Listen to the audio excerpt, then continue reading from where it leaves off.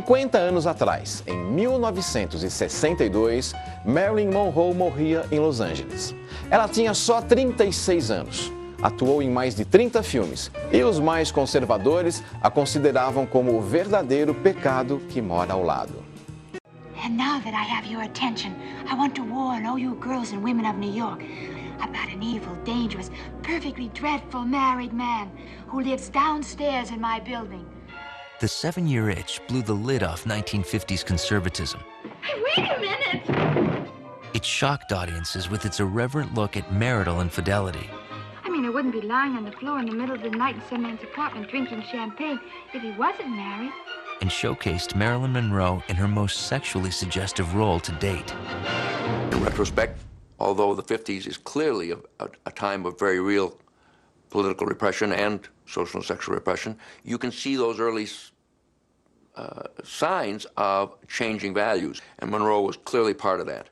She sang of love just as she lived for love, like a Lorelei, flaunting her charms as she lured men on and on to their eternal destruction.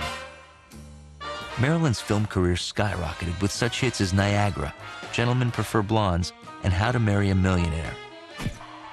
In 1953, a nude photo of the actress appeared on the first issue of Playboy magazine and sent shockwaves across the nation.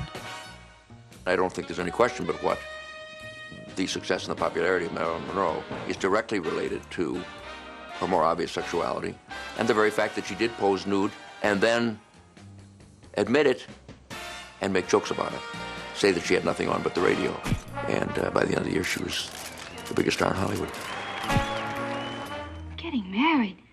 That'd be worse than living at the club. Then I'd have to start getting in by 1 o'clock again. Very true, you probably would, at least occasionally.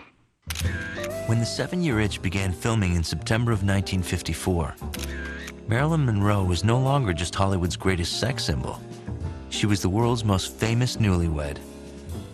The romance that thrills the world. The marriage of Marylin Monroe and Joe DiMaggio attracts a record crowd to the San Francisco court where the ceremony is performed. Her marriage to baseball legend Joe DiMaggio earlier that year had set off a media firestorm. Nice work, Marylin. And the same to you, Joe. Fox publicists fanned the flames by alerting the press of the star's every move, and the Hollywood gossip machine turned its spotlight on the filming of the 7-Year Itch. People like Marylin Monroe are always threats to the moralists in the establishment who are trying to protect their fellow man against an excess of passion. How would you like to come down here and have a drink with me? Maybe. Why, thanks. I'd love it. You would? Sure, it'd be fun. Let me just go put something on. I'll go into the kitchen and get dressed. The kitchen? Yes, when it's hot like this, you know what I do? I keep my undies in the icebox. In the icebox? See in a minute. Equally frustrating for Billy Wilder was his leading lady's highly erratic behavior. Marylin's breathtaking rise to superstardom had done little to curb her lifelong pattern of self-destruction. Suffering from bouts of depression, the actress often appeared distracted on the set and had trouble remembering her lines. But Billy Wilder soon recognized that Marylin's luminous screen presence eclipsed all the endless takes and the frustrating delays. No matter how you suffered through those days and weeks and pulling those lines out like a dentist, they looked so absolutely and totally natural once you see them, and you loved on the screen, and that's the one that's thing that survived. And I get to speak lines, too. I had onions at lunch. I had garlic dressing at dinner. But he'll never know, because I stay kissing sweet, the new dazzle-dent way. You do that beautifully. She was a wonderful, wonderful, strange, sad, tragic, mixed up, authentic genius. Magical on the screen. It shakes me. It quakes me. It makes me feel goose pimply all over. While filming on location in New York, Marylin created pandemonium everywhere she went. Well, we're here to make the 7-Year Itch. Location shots on the 7-Year Itch? That's your latest picture, right? Yes. Yes, I'm looking forward to it very much. Joe didn't come along with you, huh? No. Did he see you off in Hollywood last night? Oh, yes. Well, you brought your hairdresser and your drama coach and 4 men from 20th Century Fox. All this and no Joe, huh? Sensing a good story, Hollywood columnist Walter Winchell phoned his friend Joe DiMaggio back in Los Angeles and suggested he fly to New York to witness the excitement his wife was generating. But by the time DiMaggio joined his wife in New York, their 8-month-old marriage was already showing signs of strain. Joe had understandable, somewhat old-world ideas about a woman staying at home and having babies and dressing rather demurely, and that wasn't what Marylin wanted. Marylin wanted a career. At 1 o'clock in the morning of September 15th, Joe looked on as hordes of fans and photographers, lured by Fox publicity, began lining the streets. They were about to witness film history as Marylin shot what would become her most famous scene. DiMaggio left the shoot in disgust, refusing any comment to the press. The couple quarreled bitterly that night in their hotel. Joe flew back to Los Angeles alone.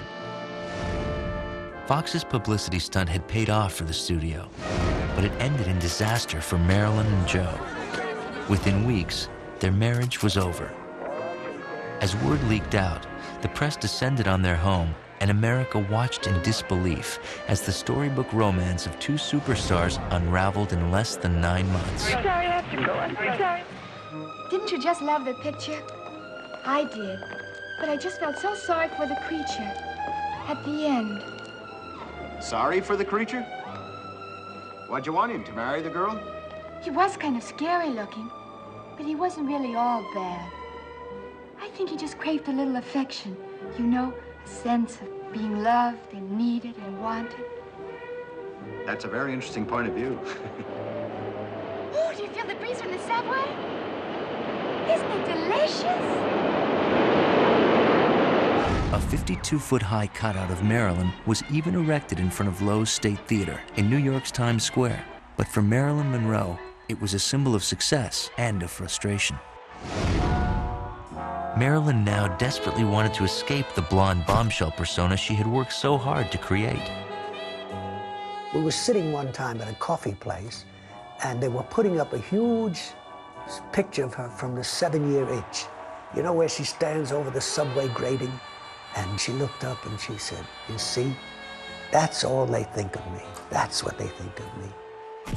But in 1962, Marylin Monroe's career was cut short when the star was found dead of an apparent overdose of sleeping pills. She was only 36 years old. It was the death of a star and the birth of a Hollywood icon. Passado meio século, as exatas circunstâncias da morte de Marylin ainda não foram reveladas e provavelmente nunca serão. E por hoje nós ficamos por aqui. Semana que vem tem mais o Cine Mundi, o programa que fala das novidades e bastidores do mundo do cinema. Até lá!